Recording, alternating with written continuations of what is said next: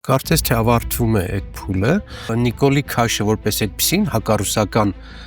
խամաճիկ վերանալու է։ Գյումրին գոնե տեսնում ենք ինչ է կատարում, արդեն բանը բանից անցնում է, Նիկոլն էլ իր անզսպությունն է արտահայտում, հակաիշխանական դժգոհությունները կարող են պայթել։ Նիկոլը այդ առումով վնասատու է, վնասարար է։ Նրա գոյությունը մեր այս ամբողջ միասնականություն ու քարուքանդ է անում։ Առանց այս մարտահրավերները զգալու եւ անկեղծորեն դրա մասին խոսալու չի կարող լինել երկիր։ Մեր մեջ է եւ փրկիչը եւ դավաճանը։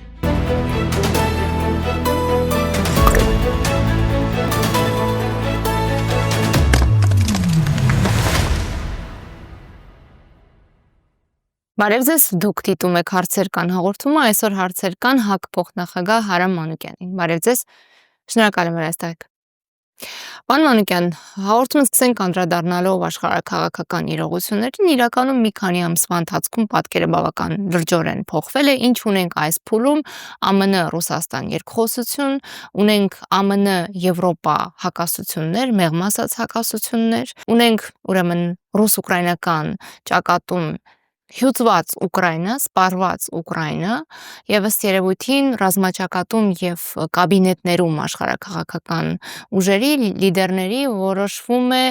պատերազմի հանգուցալուծման սցենարները։ Ակնհայտորեն մենք ունենք ուժերի բալանսի փոփոխություն, վերադասավորում, Եվրոպայում ի դեպ աչերի հաղթարշավն է շարունակվում պահպանողականների, այդ պահպանողականների սիմվոլ Հունգարիայում փոխնախարարը արտգործնախարարության ասում էր, որ այս Եվրոպայի անվտանգության ճարտարապետության մեջ չենք կարող երկարաժամկետության հույս ունենալ, եթե հաշվի չառնենք Ռուսաստանի շահերը։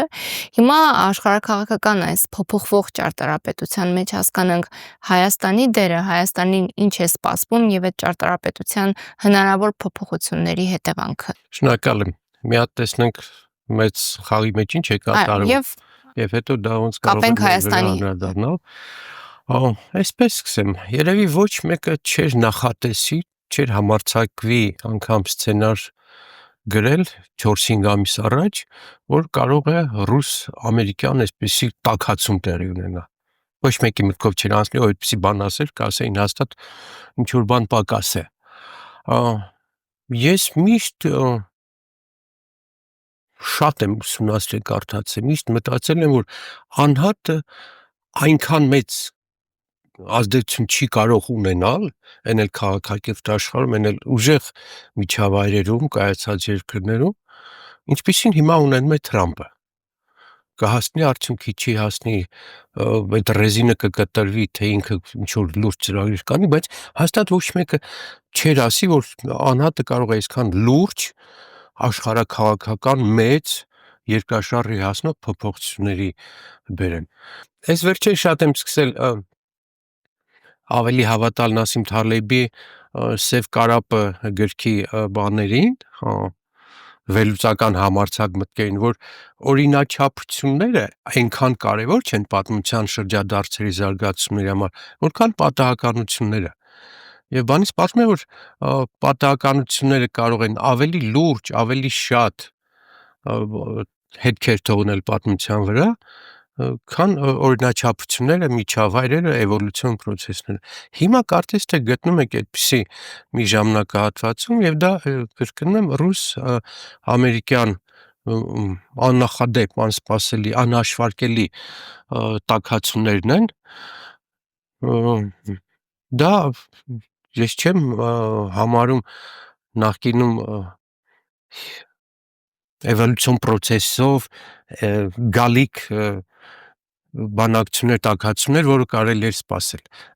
Այն դեպքում, երբ դրա հաշվին ամբողջ Եվրոպան է բան լինում, չեզոքացվում, ուղղակի թուլանում, քանդվում է եւ տեղի ունենում լրջագույն մեծապես այսպես աշխարհաքաղաքական տեկտոնիկ փոփոխություններ։ Ինչ կարող է տալ այդ փոփոխությունները։ Այդ փոփոխությունները կարող են մի քիչ հանգստություն բերել աշխարհին։ Դա դրական մասն է, որ երբ որ երկու գերտերություններ յուրաքանչյուրը 6000 մարտագլխիկ ունեցող լեզու են գտնում իրար հետ, հաշտվում են, նրանք կարող են այդ երկուսը միասին իշխել բոլոր մնացածին անգամ իրար հետ։ այդպես էլ հիմա ոնց որ թե լինում է, եւ մյուս դրականը, որ դրա արդյունքում կարող է լինել, ես էլ եմ դա շատ համարում, հույս ունեմ, որ այդպես կլինի, այդ երկու գերտերությունների համաձայնության արդյունքում կստեղծվի խաղի նոր կանոններ մնացածների համար։ Ուզենք թե չուզենք այդպես է լինում։ Այդ երկու ուժեղները մշակելու են հետագա երկրների, ժողովուրդների, միջազգային կառույցների փոխհարաբերության կանոններ։ Եվ այս անարխիային վերջ է տրվելու։ Անարխիային վերջ կլինի, ես չեմ ասում, թե դա կարող է լինել դեմոկրատական, չեմ կարող ասել մարդասիրական իրավունքների բազայի վրա, բայց այնուամենայնիվ ինչ որ բան կլինի։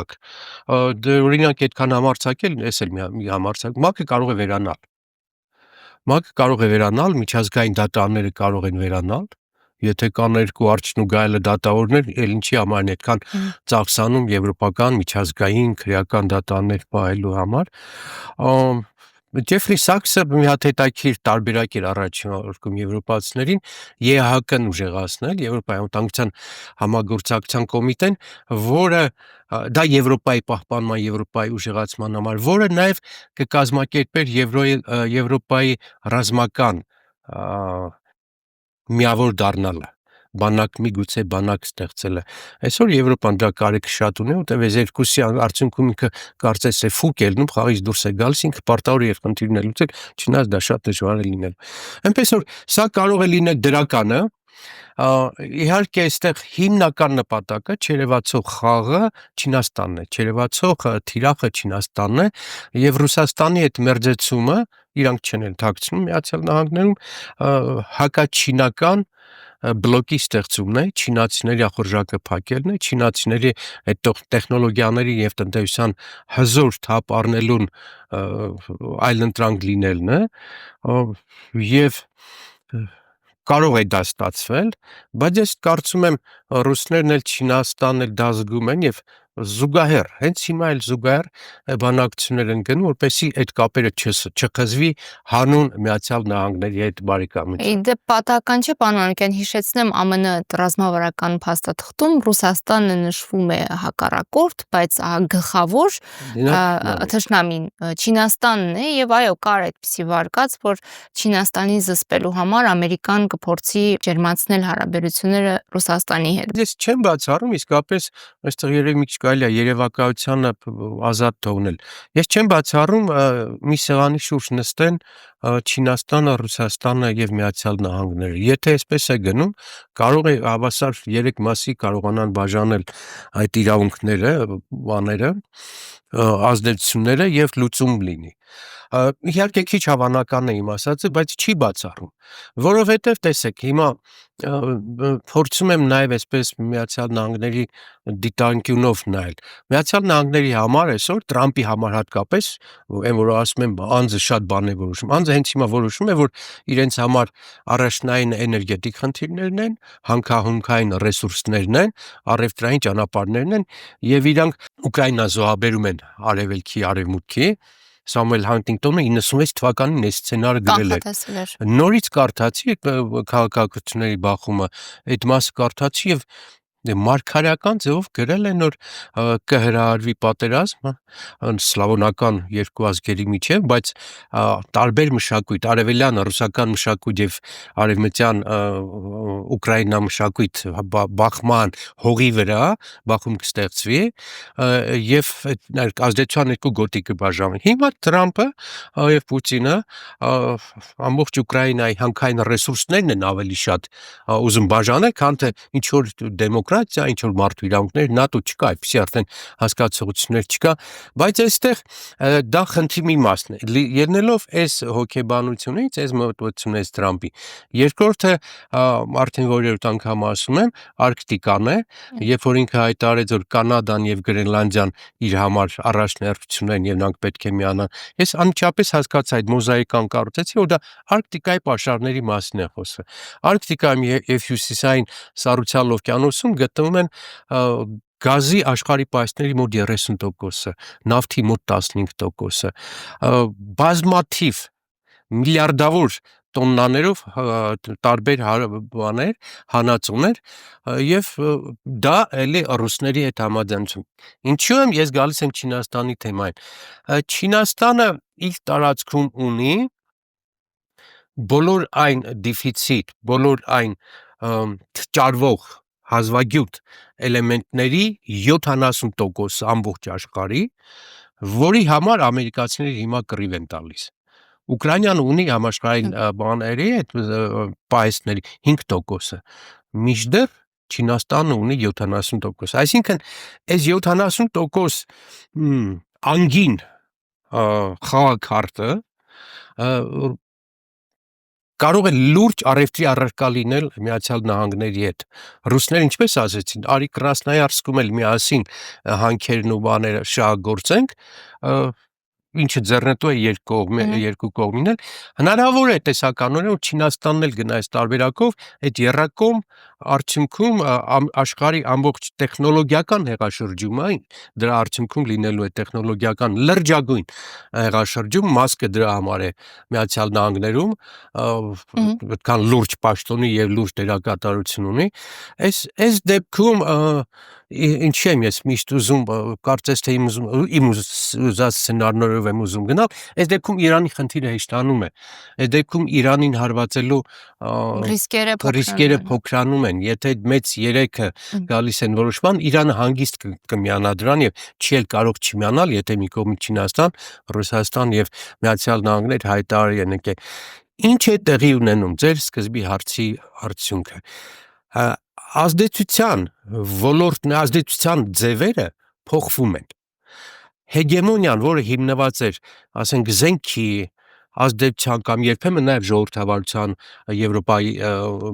Եվրոպային հաշվի առնելով, հիմա փոխվելու է տեխնոլոգիաների նոր գիտական, արհեստական ինտելեկտի այս մասով է, որ աշխարհը եւ Միացյալ Նահանգները ուզում են գրավիչ դառնալ մնացածների համար, որ դու ոչ թե վախենաս Միացյալ Նահանգներից լինես նրա հարճը կամ նրա ենթական կամ նրա կողմնակիցը, այլ այնպես լինի, որ նրանք այդ բանով զարգանան էներգետիկ, էլեկտրոնիկայի, արհեստական բանականության, նոր դու գնաս, քեզ ձեռնտու լինես Եվրոմիությունը հենց հիմա մշակում է օդային, հակաօդային պաշտպանության մի ամբողջ համակարգ արհեստական բանականության շնորհիվ։ Այսինքն հեռանկարը դա է, ապագան դրանն է։ Եվ այդ առումով է, որ Ամերիկայի Միացյալ Նահանգները զգացին, որ այդ դաշտում հետ են մնում, Չինաստանը այդ մասում տալիս անցնում է, եւ իրենք որոշեցին, որ Ռուսաստանը չի անշուշտ այդ առումով թիրախը, որ թիրախը Չինաստանն է։ Եվ հաջորդ, այսպես ասած, քաղաքակրթական բարեփոխումները, ռեֆորմները կամ ցնցումները կամ փոփոխությունները լինելու են այդ դաշտում, այդ դաշտն է սկսելու աշխարհի վրա ազդել։ Էլեկտրոնիկան, ժամանակակից մեթոդներ, որի հաշվին էլեկտրոմոբիլները, հեռախոսները, էլեկտրոնիկան, աշխարհի տիրելը, հանքերի արդյունահանել եւ այլն լինելու այդպես։ Բայց մի բան արձանագրենք, որ դա առաջացել է այս խնդրի, նոր ձևակերպումը այն պատճառով, որ արևելքը սկսել էր այլընտրանք հանդիսանալ արևմուտքի այդ նշածս ուժեղ գործոններին, որով իրենք տիրում էին աշխարհին։ Եվ ուզես թե չուզես, արևելքը հիմա, չգիտեմ, կարող է դառնալ քաղաքակրթության նոր կենտրոն, ինքը կարող է այդ դաշտում հաղթել արևմուտքին, այս բան նկատի ունեմ եւ թուլացող Եվրոպան եւ Միացյալ Նահանգները, որը զգում է, որ ինքը խնդիրներ ունի, գալիս է դեպի արևելք, համենայն դեպս, եթե արևելքը, մասնավորապես Չինաստանը, չկարողանա դառնալ հեգեմոն լիդեր, այնուամենայնիվ ինքը կդառնա արդեն լուրջ խաղացող եւ այդ միաբևեռ քաղաքականություն աշխարհի բաժանումը կդառնա առնվազն երկբևեռ քաղաքակրթություն եւ ինչով է տեսաբանների գրքել ինձ համար հետաքրիր, այդ քաղաքակրթությունների փոփոխությունը անընդհատ process է։ Այո, հստակ փուլերով։ Փուլերը մի փուլում Եգիպտոսն էր, հետո հռոմեական բաներն էին, հետո հռոմեական կայսրությունը 200 տարի Չինաստանի կայսրությանը զուգահեռ տիրում էին, գոյություն էին իրար չէին, անդադ փոփոխվում է։ Հիմա արևելքի զարգացման տեմպերը ավելին են, դինամիկան, Քան քան Արևմուտքի։ Եվրոպային։ Կամ Եվրոպային, որը մի քիչ տխուր է, որ այդ քաղաքակրթության այդ բաստիոնը, այդ հզոր 800 տարվա ժողովրդավարության ավանդույթ ունեցող միավոր քայքայվում է։ Եվ ճակատագրի հեգնանքը թե ծաղրելն է, պարոն Մանուկյան, որ ԱՄՆ-ն է այդ մասին շղկացնում Եվրոպայի դեմքին, ԱՄՆ փոխնախագահի ելույթը շատ դիտվեց, շատ տարածվեց, շատ հատկանշական էր, ասենք Արևելքը չի այդ մասին ասում Եվրոպային մատնանշում, այլ ԱՄՆ-ն է այդ մասին մատնանշում, ասելով, որ այդ դեմոկրատական արժեքների մասին խոսելով Եվրոպա դու հենց ինքդ այդ արժեքները վտանգել ես։ Գիտեք, Տրամփին կարելի է համարել ոչ ստաբիլ, իմպուլսիվ, ցանկացած գնահատական կարող է ստալ, որտեղ ինքը այդպես սոլիդ, ծանր, ուրփաթախոս քաղաքական գործ չի, բայց այն, որ ինքը պրագմատիկ է եւ հաշվարկները զուտ տնտեսական ու հաշվարկային են, ինքը հաշվել է, որ Ռուսաստան օրինակ ավելի բանա, պոտենցիալ օգնող է Իրան, այլ չեմ ասում Չինաստանի հետ ստացի, քան Եվրոպա։ Եվ ինքը այդ process-ը իրանք այսօր չսկսեցին, Brexit-ով սկսվեց այդ process-ը։ Միացյալ Նահանգների դրդմամբ անգլիացիները դուրս եկան Brexit-ից, իհարկե իրանց ժողովրդի ամենևին ցանկությունը չէր Brexit-ը, եւ հիմա ամերիկացիները ստեղծել են իրենց բլոկը Եվրոպայում, ռուսները ունեն իրենց ազդեցության գոտիները Եվրոպայում, կառավարելի դարձնի ամեն մեկը իր չափով։ Հասնելու են մի վիճակի, որ ֆրանսիացիներն ու գերմանացիները հիշեն իրենց դարավոր պրոբլեմները, տարածքային պրոբլեմները։ Անշուշտ կրկնում եմ, դա ցավալի է, որովհետև ժողովրդավարության եւ ազատականության առումով Եվրոպան լրջագույն քաղաքակրթության արգասիք է։ Բայց հիմա ես մի օրինակ եմ ուզում բերել, որ ցավալիորեն էլ եմ դա ուզում արձանագրել, ժողովրդավարության մասին, ինչի մասին մենք հիմա ձեզ հետ խոսում ենք, խոսք չկա։ Ոչ Ռուսաստանը, ոչ Իրանը, ոչ Հնդկաստանը, ոչ Չինաստանը, ոչ այսօր Միացյալ Նահանգները, ոչ Իսրայելը, ոչ մեկը ժողովրդավար չեն, այսինքն ուժեղները ժողովրդավար չեն։ Ժողովրդավարությունը որպես արժեք, որպես մոտիվացիա, որպես քաղաքացիների, հասարակական կառույցների, պետությունների, ազգերի մղում վերանում է ցավալիորեն։ Եվ օրինակս ամենաթարմ օրինակը ասեմ, զավեշտ է, բայց ռեալություն է։ Եվրոպայում երեք առաջի օրը Ռումինիայի ընտրական հանձնաժողովը որոշում կայացրեց Չեղարկեցին։ Չթույլատրել, չէ, նախկինը չեղարկեցին, բայց հիմա չեն թույլատրում մասնակցել այն տեխնացուն պրեզիդենտի, որը անցյալ տարի վերջին հաղթել էր Ժորժեսկու, որը ամենաբարձր ռեյտինգն ունի, մոտավորապես 40% ունի ռեյտինգ, չկա որևէ հիմք հաղթած տեխնացուին ընտրություններից հանելու։ Սա ժողովրդավարության նկատմամբ ծաղր է։ Ամոթ է, որ Եվրոպայում հաղթած տեխնացուին առանց քրեական բաների, առանց կաշառքի, առանց ասում են կասկած կա, որ ռուսների ազդեցությունը այս ընտրությունների վրա գոյություն ունի։ Փաստեր չկան, կասկած կա։ Ինչ տեղի ունեցավ համարյա Ռումինիայում, ինչը այսինքն Եվրոպան մի քիչ ինքնափչացման գնաց։ Այդ ժողովրդական բարձրագույն արժեքները, որ մենք հավատում ենք, որ դա Եվրոպայում է, որ դա Նիդերլանդներում է, դա Պորտուգալիայում է, դա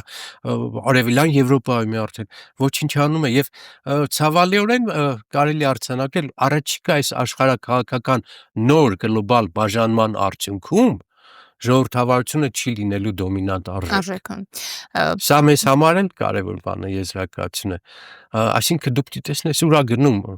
լավ տեղագնում թե վատ կարևոր չի, բայց պետք է տեսնես ուրա գնում, որ կազմակերպես քո ճանապարհը այդ ուղղությամբ։ Պարոն Մանուկյան, դուք թվարկեցիք Ռուսաստան, Չինաստան, նաև ԱՄՆ-ի մասին, որ ժողովրդավարությունը որպես արժեք չեն հիշատակում այլևս,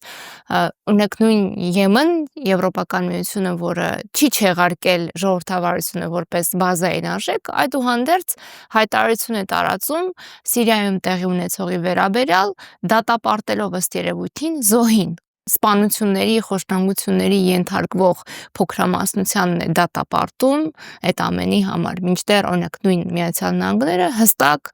արձանագրեց, որ մեղավոր են կառավարական ուժերը, որոնք ըստ երևույթին զանգվածային սպանության են ենթարկում փոքրամասնության ալևիներին եւ քրիստոնյաներին, էթնիկ փոքրամասնություններին։ Սա արդեն տրամաբանությունից դուրս է։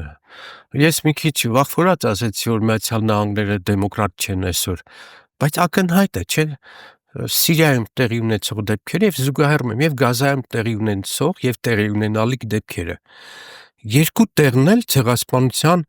նշանները ակնհայտ են։ Այսինքն, այստեղ էթնիկ զտում է,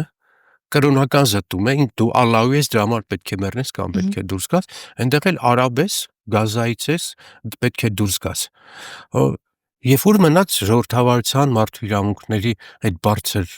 բաները, ովքեր են խախտողները, լնայեք։ Եվրոմիություն եւ Միացյալ Նահանգներ։ Այսինքն սա այլասերում է։ Սա ժողովրդավարության մարդու իրավունքների այդ բարձր արժեքների այլասերում հենց այն միավորների կողմից, Որոնք դա հռչակել են հռչակել են, ում մենք միշտ ուղենիշ վերցրել ենք, որ իրենք այդ արժեքների պահպան եւ ոչ միայն, այլ հույս ենք պահպանել, որ մեզ հետ եթե ինչ-որ բան կատարվի, ապա Եվրոմիություն կա, Միացյալ Նահանգներ կա, Ֆրանսիա կա, որոնք մեր թիկունքին կարող են կանգնել, օգնել։ Այ հենց ստեյց հայ եզրակացություն պետք է Պարոն Մանուկյան, ներողություն, ոչ մեկին վստահել չի կարելի։ Ֆրանսիայի հետ կապված մեր դեպքում Արցախում էթնիկ զտման վերաբերյալ դուք հիշեցիք Գազայի օրինակը, մենք անդրադարձանք Սիրիային, բայց մեր պարագայում էլ քաղաքակիրթ աշխարհը որևէ հստակ արձանագրում եւ դատապարտում չպահանջեց, չպատժեց Ադրբեջանին համապատասխան պատժամիջոցներով, մինչդեռ օրինակ վերջերս Հայաստանում Ֆրանսիայի դեսպանը ըստ երևույթին ասում էր, որ Արցախը հանձնվել է Ալմա-Աթայով եւ այն, որ 2022 թվականին Պրահայում ստորագրվեց այդ փաստաթուղթը, այդ թվում Ֆրանսիայի միջնորդությամբ եւ հովանավորչությամբ, փոխարենը օբյեկտիվ ճշմարտության եւ արդարության մասին խոսի, դրանք արժեքներ հռչակած Ֆրանսիան, մեր լավագույն բարեկամներից մեկը աշխարհում, ըստ երևույթին անտեսելով հայ ժողովրդի շահերը, իրական շահերը, Ֆրանսիայի ղեկավարությունը փաստացի առաջ է տանում Հայաստանի ղեկավարության գիծը, որը ամենևին հայ ժողովրդի շահերից ու պետությունից չի բխում, պետության շահերից չի բխում։ Ավելին ասեմ, այդ դեռ երևացող մասն է։ Իսկ չերևացող մասն էլ այն է, որ Հայաստանի իշխանություններն ասում են Ղարաբաղը տվեք, ձեր անկախությունն, անվտանգությունը եւ սահմանների հարցը կպահենք։ Խաբեցին։ Ակնհայտ էր, չէ՞ որ այդ ծրագիրն էր իրականացում, որ այս մեր միամիտին դրանով խաբել են, Կամիկը համաձայնվել էր այդ ծրագրին, հանձնել փոխարենը ոչինչ չստանալով։ Նաև դրա շարունակությունը, դրա հետ կապված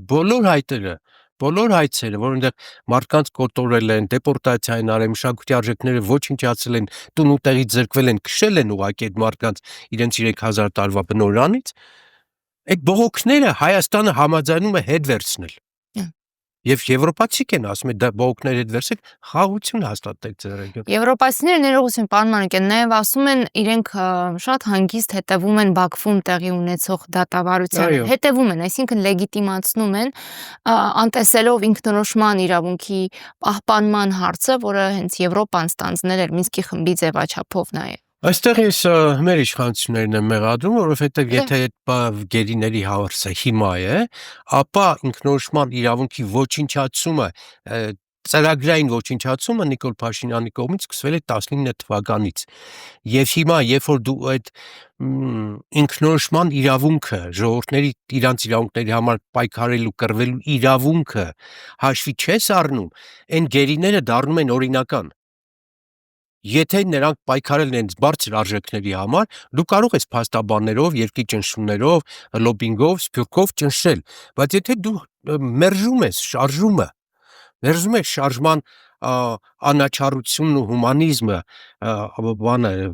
լեգիտիմ լինելը, ապա այդ գործի համար պայքարողները կարող են դառնալ հանցագործներ եւ ինչքան էլ իմացա արդեն նոր պահանջներ են ներկայացնում Ղարաբաղի են քաղաքացիներին կատմող, որոնք կռիվ են տվել, բայց Հայաստանում են, նրանք նույնպես հանձնվեն այդ բաներ։ Եզրակացությունը մեկը պետք է լինի։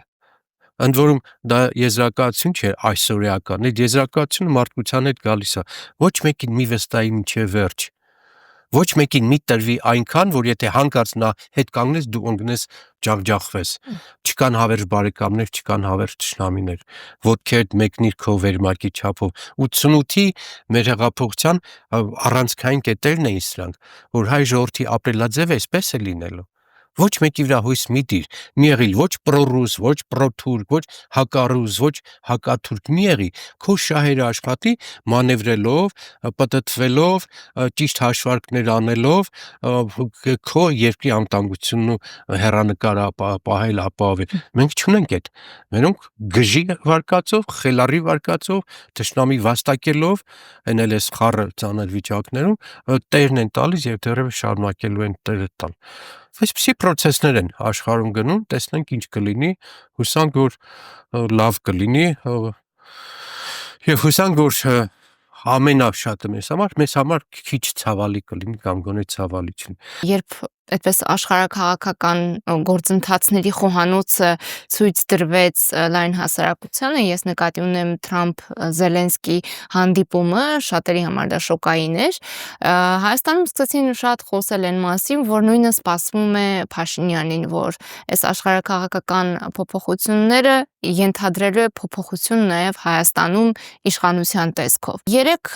Հայաստանի վարչապետը Գյումրիում էր եւ հստակ հայտարարեց, որ թիմ ընտրությունները լինելու են խիստ քաղաքական ընտրություն եւ դարձյալ հիշեց բոլոր հայտնի նախկինների մասին, Թալանի մասին, կոռուպցիայի եւ այլն իր այդ հայտնի ձևակերպումներով արձանագրեց եւս մեկ անգամ, որ պատրաստվում է իշխանությունը պահել, պատրաստվում են ընտրությունների։ Հիմա այն պարագայում, երբ Փաշինյանը չունի նոր ասելիք, չունի նոր խոսույթ, առաջ բերած ծրագիրը որևէ մեկին հետաքրքիր չէ եւ դրա շուրջը հանրային իրական կոնսոլիդացիա չկա։ Այն պարագայում, երբ ըստ երևույթին առաջարկածը չբովանդակությունն է եւ շոշափելի իմաստով էլ մարդկանց կյանքը դժոխքի է վերածվել, առանց հեռանկարի կյանքի է վերածվել Հայաստանում մեր իրականությունը, եւ կան նաեւ աշխարհաքաղաքական որոշակի տեղաշարժեր։ Հիմա այս պարագայում ակնհայտորեն կարծեք թե մեծանում է Հայաստանում իշխանափոխության ռեալ շանսերը։ Դուք դա ինչպես եք գնահատում եւ ինչ պիտի անի ընդդիմությունը, որ չկրկվի 21 թվականի սցենարը։ Սա էլ ասենք ու եզրափակենք։ Եթե մինչև հիմա Հայաստանում իշխանափոխություն չէր լինում, ապա այդ մեծ խաղացողներին Նիկոլ Փաշինյանը ձեռնտու էր, երկուսին էլ, որովհետև Արևմուտքին ձեռք էր տալիս մինչև հիմա Նիկոլի հակառուսական անը, դիրքորոշումը եւ խաղը, ռուսներին հայոյել ամերիկացիների համար չնայած շատ էժան, բայց փողեր, մի դեպքում կտային 260 միլիոն, վերջերս էլ Եվրոմիությունը տվել է $10 միլիոն, դա ծիծաղելի, բայց հակառուսականության համար է։ Եվ ռուսներին էլ ձեռք էր տալիս այս իր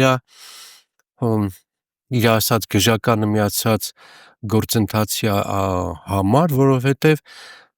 ինքը այդ գործընթացի խելագարության արդյունքում Ուկրաինայի համար ձեռք բերեց թուրքերի չեզոքությունը։ Այսինքն, եթե Հայաստանը հայոյում էր ռուսներին մեղադրում բոլոր մեղքերի մեջ, իրական կամ ոչ իրական, կարևորը հիմա դա չի, դա Ռուսաստանի ձեռք էր տալիս իր պարտավորություններից ազատ լինել Հայաստանին չպաշտպանել։ Բայց կարծես թե ավարտվում է այդ փուլը, որ երկուսին էլ ձեռք է տալիս հայաստանյան այսպիսի կիսախելագար իշխանություն, եւ այս բանակցությունների արդյունքում, չգիտեմ, Հայաստանը կլինի կոնկրետ թեմա, Հարավային Կովկասը վստահ եմ կլինի, գոնե Մերձավոր Արևելքի գից տարածք որպես կլինի քննարկման թեմա եւ ուզի թե չուզի Հայաստանը սրանց խռովել նեղանալ պետք չի, այդ ազդեցությունից մեկի հետ պետք է լինի, մեկի հետ պետք է անվտանգության համակարգ կազմի, լավ ազդեցություն էլ չասեմ, անվտանգային համակարգը մեկի հետ պետք է լինի եւ այդ մեկի հստակեցման հետ կապված Նիկոլի քաշը որպես այդպեսին հակառուսական խամաճիկ վերանալու է։ Դա իհարկե այդ դրսի բան, որը սցենար էր, որ ասեցի կարող այդպես լինել։ Չի բացառվում, որ նաև դրա արդյունքում եւ այս հասունացող հականիկոլականության արդյունքում Գյումրին գոնե տեսնենք ինչ է կատարում, արդեն բանը բանից անցնում է, Նիկոլն էլ իր անզուսպությունն է արտահայտում, այդ իր արտահայտությունները պատվալների բանի մասին, անզուսպ իր դիրքորոշումները եւ Հայաստանում աճող հակաիշխանական դժգոհությունները կարող են պայթել։ հնարավոր է պայթեն կամ էվոլյուցիոն ձևով մինչև 26 թիվ հասնենք, պայթելու դեպքում լավ կլինի որ շուտ կպրծնենք, բայց վատ կլինի որ ցնցումներով կգնանք, ցնցումները կարող են մեծ առումով մեզ վնաս բերել։ Մանավանդ որ ժողովրդի մեջ այսպիսի բան կա տարածված, ուրեմն այս ընկերս խնդրեց տվեց ինձ մի հատ բնորոշում, ասեց կարդա որևէ ինտերվյուի ժամանակ թող որոշելու մասին է։ Ուրեմն կարդում եմ հանրագիտարնային բան է, բնորոշումներ փսիխոպատի բնութագրիչ որոշ նշաններ, ինչպիսին է բնութագրվում փսիխոպատը՝ եսակենտրոնություն, համոզմունք սեփական մեծության եւ արտասովոր նշանակության մասին, պաթոլոգիկ ստախոսություն եւ խաբեության հակում, խորամանկություն, մանիպուլյացիայի հակում, մեղքի կամ ափսոսանքի զգացման բացակայություն, զղջման բացակայություն, վարքագծային վատ վերահսկողություն, սեփական արարքների համար պատասխանատվությունից հրաժարում, ուրիշներին մեղավոր ճանաչում։ Կարող եք ասել իմաստներ, նման է, չէ՞։ Ես կարող եմ ասել, որ հիմա այս ախտորոշման մասին իմ տաղավարում հիշեցրել էր հարգարժան Լևոն Զուրաբյանը նաև, նման ախտորոշման մասին կարծեմ տարածված է արդեն, շատ բժիշկներ են բան անում շիզոֆրենիայի պաթոլոգիայի մասին։ Բայց այդ դեպքում, եթե դուք ասում եք, որ դա Նիկոլ Փաշինյանին է վերաբերում, իրենով պետք է զբաղվեն բժիշկները, համապատասխան մասնագետները։ Ես չասեցի իրանա վերաբերում, յուրաքանչյուրը գիտի, որ ում է սա վերաբերում։ Լավ, լուրջ վիճակ իսկապես աննորմալ վիճակ է։ Մենք ունենք ղեկավար, որը ամենևին տրամաբանությամբ չի շարժվում, ամենևին իրավիճակի վերլուծությամբ չի շարժվում։ Նույնն էլ թիմն է, թիմում չկա որևէ մեկ որ դեմ խոսի, թիմում չկա մի հատ վերլուծական միտք, չկա մի հատ ինստիտուտ, որը այս բլթոցը չափի տաքությունը, հոսանքողությունը, ամեն օր մենք ջերմաստիճանի փոփոխություն նայում ենք 5 օր հետո 10 օր հետո ինչ է լինում։ Իսկ քաղաքական առումով ով պետք է ասի վերլուծություն, ուր գնանք, ինչ ուղղությամբ գնանք, ում հետ հարաբերություն դիվանագիտություն կազմակերպենք, չկա։ Եվ դա ոչ միայն չկա, ինչն է ցավալի, Հայաստանի այսօրվա վիճակը ամենևին հույս չի ներշնչում, որ առաջիկա մարտահրավերներին Հայաստանի հասարակությունը կարող է դիմակայել։ Մեզ անընդհատ վերևից գալիս է նվաստացման, անօգնականության, խեղճության, զոհի կարգավիճակի այդ հոգեբանական հոսքանդակ ճնշում է, վերևից ճնշում է, որ դու մոռանում ես որ քաղաքացի ես, որ պետք է խնդիրներ լուծես։ Մի անգամ պարոն Մանուկյան, մի լավ ձևակերպում եք հիշեցրել էլի ախտորոշման մասին, խոսել եք ձեռքբերովի անօգնականության մասին։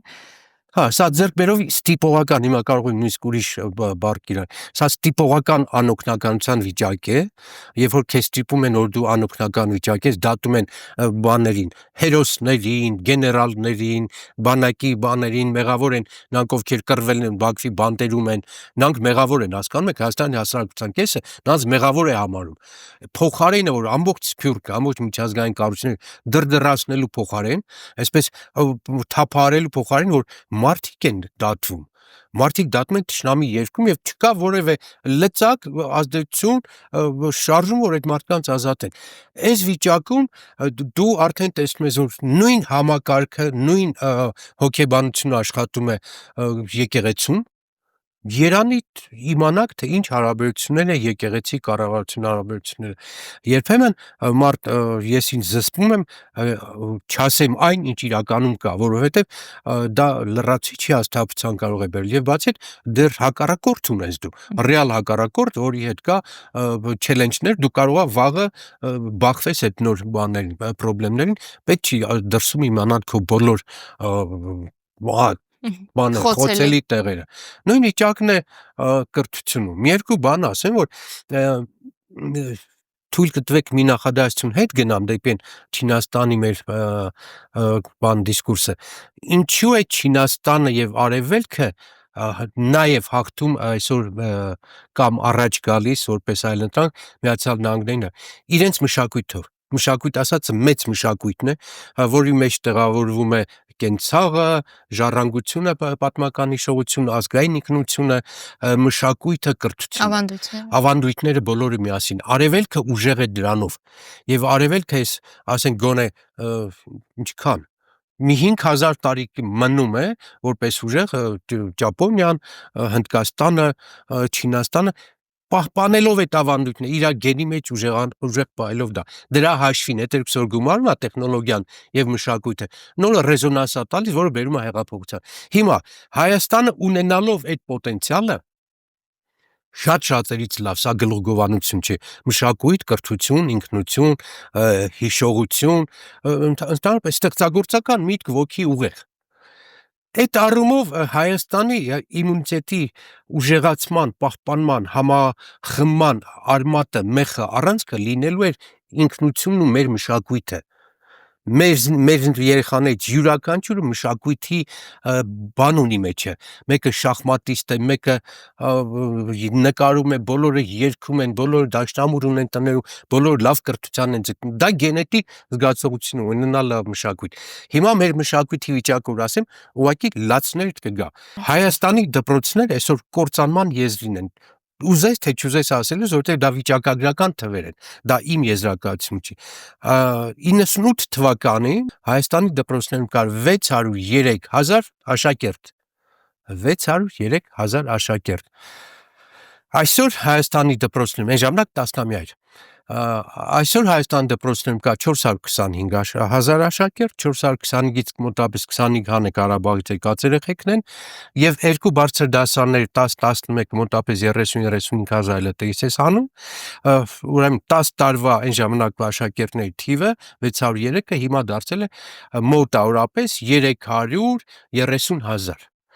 600-330, այսինքն սա դեմոգրաֆիկ աղետ է, սա կրթական աղետ է, մեր դպրոցները ոչնչանում են, մենք ունենք 1400 դպրոց, կլորացած են բոլոր թվերը ասում, 1400 դպրոցից մոտ 900-ը, 850-ը գյուղերում են, բայց նրանց աշակերտների 1/3-ը քաղաքներում են, բայց գյուղերի աշակերտների քանակը 4 անգամ քիչ է, բացարձակ արժեքով 4 անգամ քիչ է, քան քաղաքներում գտնող դպրոցների երեխեքի քանակ, այսինքն գյուղական դպրոցը ոչնչանում է։ Հայաստանում կա 250 էլի կլորացրած դպրոց, որտեղ մինչև 100 աշակերտ կա, այսինքն դա դպրոց չէ, կան մեկից 4 դասարանների մի տեղ են նստում, մի ուսուցիչ պարապում է 5 առարկա, վերանում են, հայկական դպրոցները վերանում են, եւ դեմ առնող չկա, ուսուցիչների